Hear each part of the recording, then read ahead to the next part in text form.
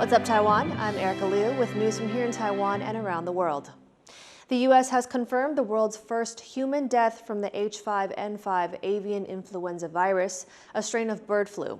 Taiwanese health officials say they are monitoring the situation, though the risk to the public remains low. Chris Gorin reports. The first confirmed human death of the H5N5 strain of avian influenza, commonly known as bird flu, has been reported in the U.S. state of Washington. That's raised concerns in Taiwan about further human transmissions. Taiwanese health officials say people should stay careful, but that the risk of human-to-human spread remains low.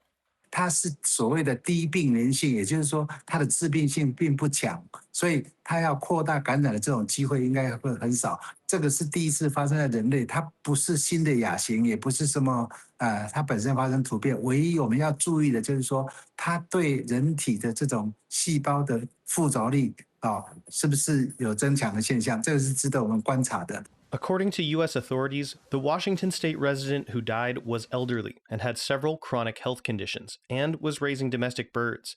There have been over 65 human cases in the U.S. to date, nearly all of them among people working closely with animals, and most experiencing only mild symptoms, according to U.S. CDC data. In Taiwan, authorities say there have been 72 outbreaks of the flu in local bird populations, but none in humans so far. The government has nevertheless taken some precautions. 我国在今年4月的时候，把美国华盛顿州列为旅游警示的第1级。目前评估呢，对大众的一个风险仍然低，所以我们目前还是维持在旅游警示的一个第1级。那可是我们会持续来评估。 Taiwan's health authorities say they are continuing to identify potential instances of human contact with infected birds and conduct testing, while closely monitoring the situation in the U.S. and at home. Scott Huang and Chris Gorin for TaiwanPlus. The U.S. and Chinese militaries have held maritime safety talks in Hawaii for the first time in 7 months. Analysts say the talks are aimed at avoiding escalations at sea amid China's disputed territorial claims. 一个对话的机制，是各自表述立场，尽可能的就是把这种军事冲突的风险给降低。但是中国的这种说法是没有国际法上的根据的。那这也是美军在近年来就是邀集更多的友盟国家的船舰的穿越台海的主要原因。 The Hawaii meetings are part of the long-running U.S.-China Maritime Military Consultative Agreement set up in 1998 to manage risky encounters at sea and in the air. They also come just as Beijing blocks parts of the Bohai Sea off the coast of northeastern China for 2 weeks of live fire drills from November 23rd to December 7th. China has issued a warning for ships sailing in the Bohai and Yellow Seas as it starts 2 weeks of live fire drills. Chinese authorities in the northeastern Chinese city of Dalian said the Chinese military would conduct live fire drills in the Bohai Sea and northern parts of the Yellow Sea starting Sunday through December 7th. The drills come as Beijing's tensions with Tokyo mount over Japanese Prime Minister Takaichi Senai's recent comments on Taiwan's security. Takaichi told Japanese lawmakers that a Taiwan Strait crisis would be grounds for mobilizing Japan's self-defense forces. At least 24 people have been killed and dozens wounded after Israel launched airstrikes against Hamas targets in Gaza on Saturday.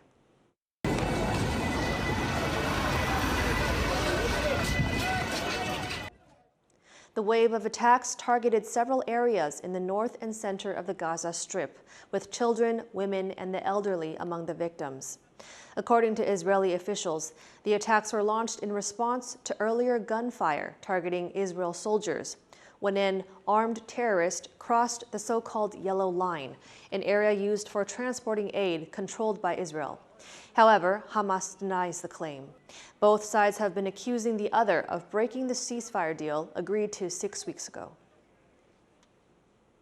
Taiwan remains at the center of U.S.-China strategic concerns, not just for security, but for its role as a global semiconductor powerhouse. Michael Kakin, a commissioner on the U.S.-China Economic and Security Review Commission, sits down with host Wenxie Yu in our news program, DC Insiders, where he explains how the sense of urgency in the U.S. supplies chain is a rising and emerging key issue in the field. As a commissioner of the U.S.-China Economic and Security Review Commission, can you tell us what is sort of the discussion about Taiwan in this overall commissioner's work? Every year we sort of do a laser focus on sort of 6 different topics, and then those different topics change each year. There's sort of 2 issues that always remain front and center in sort of the Commission's work. One is Hong Kong, and the other one is, of course, Taiwan. And so when the report comes out in the coming days, you'll actually see a chapter on Taiwan, and it remains to be sort of a big focus. Focus is obviously part technology and part security, and obviously there's sort of economic elements to both of those. And the way we have evaluated it this year is that all indications sort of are that President Xi has told the Chinese military to be ready by 2027. And so the commission is sort of focused on how is the US government postured, how is the Taiwanese government postured, how is the Chinese government postured, and how do we sort of think about it in a holistic way. And that's sort of how we're looking at it this year. Obviously, this commission focused on a lot of economic and security concerns, but over the last 25 years, how are the issues evolved? And especially, there's a lot of technology-related conversations, it seems. First of all, I've only been a commissioner for a year and a half, so I do not want to say that I can speak for all 25 years. I think the biggest thing that sort of has changed is urgency. Urgency in terms of how we evaluate the whole problem, and urgency to the conversation. I think that's the thing that's changed the most in the sort of last 5 years. Why does Washington, D.C. feel the urgency? The way I would actually talk about it is I think that people are starting to understand supply chains better. And when we look at the supply chains for really the entire globe, Taiwan has an incredible amount of influence on the economies of a lot of countries. And people always talk about advanced chips, but there's also about legacy chips. TSMC has done an incredible job of becoming a powerhouse in this space. And when you sort of unpack supply chains for everything from the cameras that we're sitting in front of, the computer in front of you, to the smaller chip that's in front of the phone in front of you, or the toaster oven that's in our respective houses, a lot of those chips are coming from either Taiwan or China. And if you're in sort of a, whether it's sort of a quiet conflict or a Cold War or a hot conflict with China, and you no longer have access to these chips, and a chip is really just a switch. And if people look around them, lights, everything, anything that is modern technology has one of these switches in it. And I think as people have unpacked these supply chains, they realize that Taiwan is a vital part of a lot of the economic and manufacturing capabilities of a lot of countries. So you've touched on many, actually, very critical issues. What are we not paying attention to that are going to emerge as key issues and topics that the world should be aware of? One of them is biotech. I mean, I think you've seen senators on the Hill sort of raise alarm about the level of dependency that the U.S. has on China for API and active pharmaceutical ingredients and what they call KSM, or key starting materials. And this is all in the pharmaceutical space. Other areas where people, I think, are paying attention, but not necessarily as much as we should be. Quantum. There are 3 areas of quantum: compute, sensing, and communications. Quantum computing is obviously incredibly important for the ability to sort of do encryption and to advance sort of scientific research. Then sensing is incredibly promising because you have the opportunity essentially to do mining research better, to do medical sensing better. So there's a lot of opportunity there. I think quantum communications is a little further off, but the Chinese have done some pretty impressive. That was Michael Kakin from Stanford University's Hoover Institution and the U.S.-China Economic and Security Review Commission. The whole conversation will be available soon on DC Insiders. Rockets are flying in southern Taiwan this weekend as university groups test their experimental vehicles at the National Space Agency TASA's launch site in Pingdong County.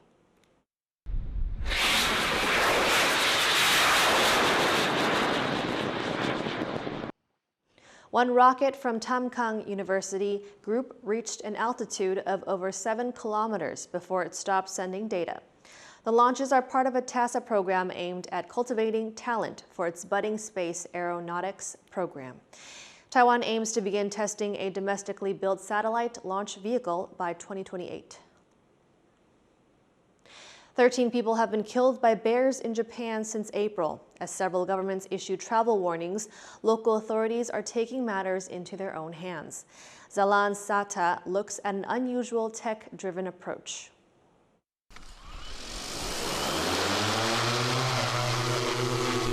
A drone takes off over an orchard in Gifu Prefecture in central Japan.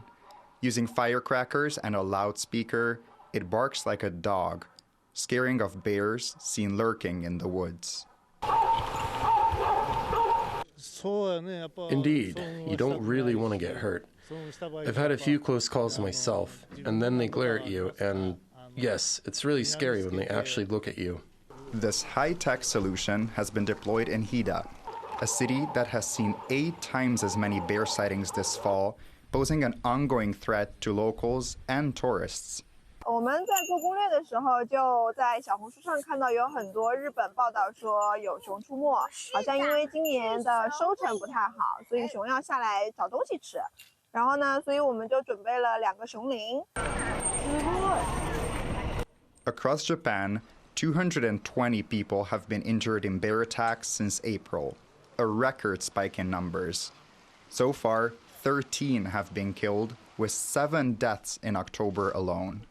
The uptick has prompted the US, China, and the UK to issue travel advisories. And after a recent bear attack on a Spanish tourist, local governments are moving to respond. When considering how to implement countermeasures, we examined whether to drive the bears away by hand or use dogs. Ultimately, we decided on a method that could be enacted immediately, and after careful consideration, we chose to use drones for bear deterrence. As for bears, this is the first time we've used drones for bear deterrence. Recently, bear problems have become an issue in Japan, and this time we used the dog barking speakers to drive them away. And the barking drone is just the first step. Officials are installing more warning signs and vowing to prevent more of these dangerous encounters.